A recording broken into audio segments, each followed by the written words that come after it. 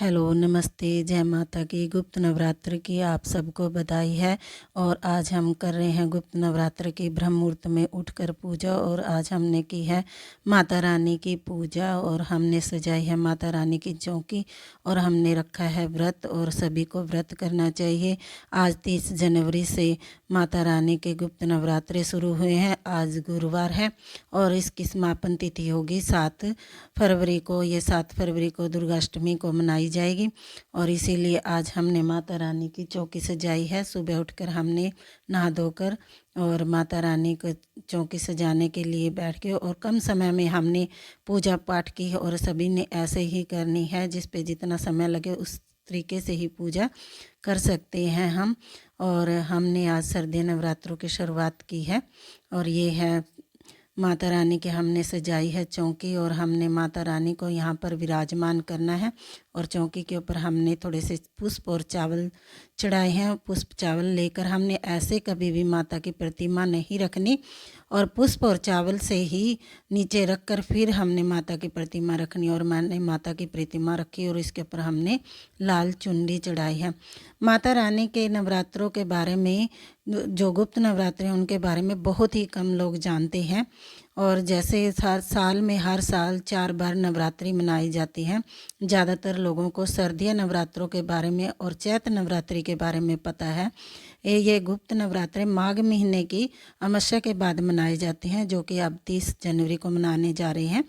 और आज है 30 जनवरी और जो अगले गुप्त नवरात्रे होंगे वो आषाढ़ महीने के होंगे और आषाढ़ महीने में गुप्त नवरात्रे मनाए जाते हैं, क्योंकि इसमें माता रानी की सच्चे हृदय से पूजा करनी होती है और माता रानी का अखंड ज्योत जगानी होती है। और माता रानी को पूजा पाठ करने से, उसका मंत्र उच्चारण करने से माता रानी की कृपा प्राप्त होती है। माता रानी सबके घर में आगमन करती है। और ये मैंने कलश रखा, कलश के अंदर मैंने 1 रुपये का सिक्का डाला, पंचमेवा डाली और मैंने इसके अंदर माता रानी के लिए मैंने माता रानी को तिलक भी लगाए थे और मैंने पहले ही लगा दिए। और मैंने गणेश जी और माता लक्ष्मी जी को भी वहाँ पे विराजमान किया है। और इस तरह से हमने माता रानी की पूजा पाठ करनी। ये पंचमेवा और एक सिक्का डाला हमने 1 रुपये का। ये अपने जो सिक्का होता है, ये जब हमारे नवरात्रों की समापनी हो जाएगी, समाप्त हो जाएंगे, तब हमने 1 रुपये का सिक्का अपनी तिजोरी में रखना है, ताकि माता लक्ष्मी हमारे घर में सदा बरसती रहे। तो इसलिए साल के चारों नवरात्रे सबको मनाने चाहिए। और माता रानी के चरणों में तिलक लगाने से और फिर अपने मस्तक पर तिलक लगाएं और अपनी मांग में भरें, क्योंकि यह सौभाग्य अखंडवती सुहाग का प्रतीक होता है और माता आशीर्वाद देती है। और इस तरह से मैंने ये आम के पत्ते लिए और आम के पत्ते भी ज़रूर रखने चाहिए।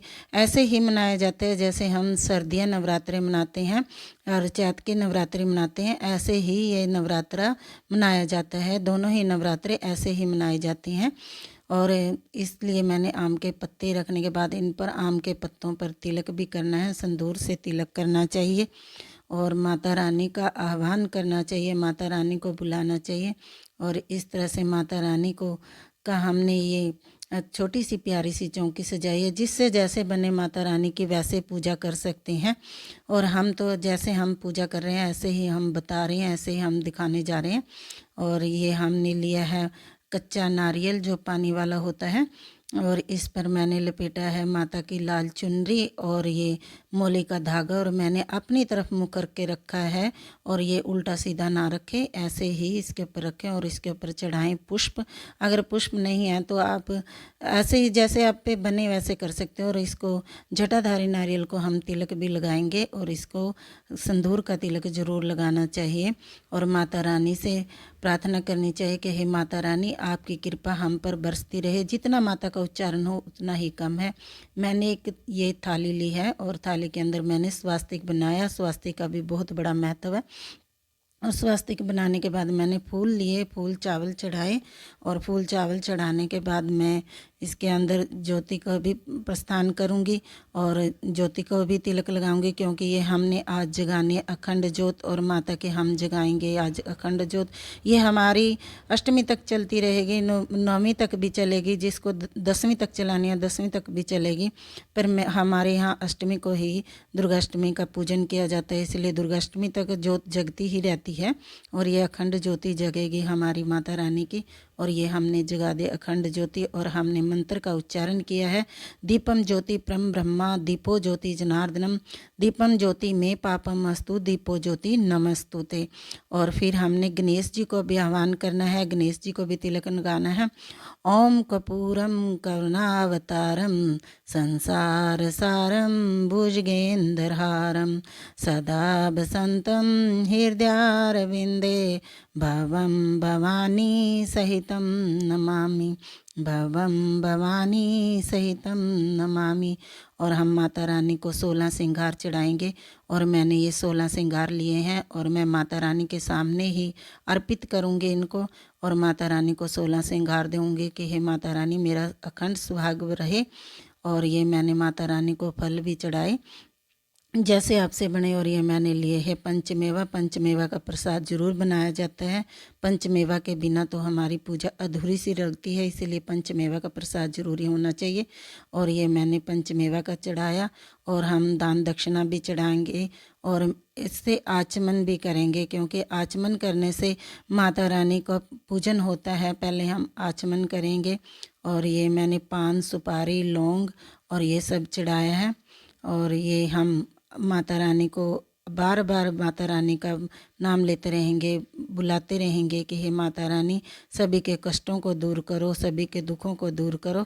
इसलिए हम माता रानी को अब अगरबत्ती की भी वो धूप देंगे, इनको धूप भी जगाएंगे, माता रानी को धूप भी ज़रूरी है जगानी। और मैंने ये धूप भी जगा दी है और ये जगा रहे हैं हम धूप। और इस तरह से हमने माता रानी को धूप जगाई। और ये अब माता रानी का हमने पूजन भी करना है, आचमनी भी करनी है। और आचमनी ज़रूरी है क्योंकि हमने आवाहन करना है, माता रानी का मंत्र का उच्चारण करना है। जिससे माता रानी का उच्चारण हो सके वैसे उच्चारण कीजिए, जिससे जैसे पूजा हो सके वैसे पूजा कीजिए। और हम तो जैसे हमसे बनती है वैसे हम पूजा करते हैं और माता रानी का बुलाएंगे, आह्वान करेंगे। आप नववारण मंत्र का भी जाप कर सकते हैं और नववारण 9 अक्षर के मंत्र का जाप ये होता है, ओम ऐं ह्रीं क्लीं चामुंडाय विच्चे। ओम ऐं ह्रीं क्लीं चामुंडाय विच्चे। ओम ऐं ह्रीं क्लीं चामुंडाय विच्चे। और हम सप्तशती का भी पाठ कर सकते हैं और सप्तशती का भी पाठ करना चाहिए, दुर्गा स्तुति का पाठ करना चाहिए और इनकी साथ में पूजा भी करनी चाहिए। जब हम पाठ को शुरू करेंगे तो इसकी पूजा भी ज़रूरी है और हम इसकी माता रानी की पुस्तक की पूजा भी करेंगे, जो सप्तशती का पाठ है उसकी भी पूजा करेंगे। और हमें कोई कुछ भी ना आता हो तो जय माता की जय माता का उच्चारण करेंगे। जितनी बार आपसे हो सकता है उतनी बार आप उच्चारण कर सकते हैं जय माता का जय माता का। तो हमने जो हमारी सप्तशती है उसका भी हमने पूजन करना है। जब हम उसका पुस्तक को पढ़ना शुरू करेंगे तो उसका पूजन करना बहुत ज़रूरी है। और मैंने पहले लगाया तिलक और मैंने लिए अक्षत और फूल लेने के बाद अब मैं इसको जो मोली का धागा होता है उसको वस्त्र के रूप में चढ़ाऊँगी और इससे अपने मस्तक से लगाकर और इसकी पूजा पाठ करूँगी। ऐसे ही हमने दुर्गा स्तुति की करनी है, ऐसे ही हमने सप्तशती की करनी है। और हमने माता रानी के मंत्र का उच्चारण करना चाहिए। आपको जो भी मंत्र आता है उसका उच्चारण जरूर करना चाहिए। सर्व मंगल मांगल्ये शिवे सर्वार्थ साधिके शरण्य त्र्यंबके गौरी नारायणी नमोस्तुते। इसके साथ हमने माता रानी की आरती करनी है, आरती के साथ हमारी पूजा को समापन करना है। और इस तरह से हमने आरती के बाद भी उच्चारण करते रहना है, आरती के समय भी उच्चारण करते रहना है।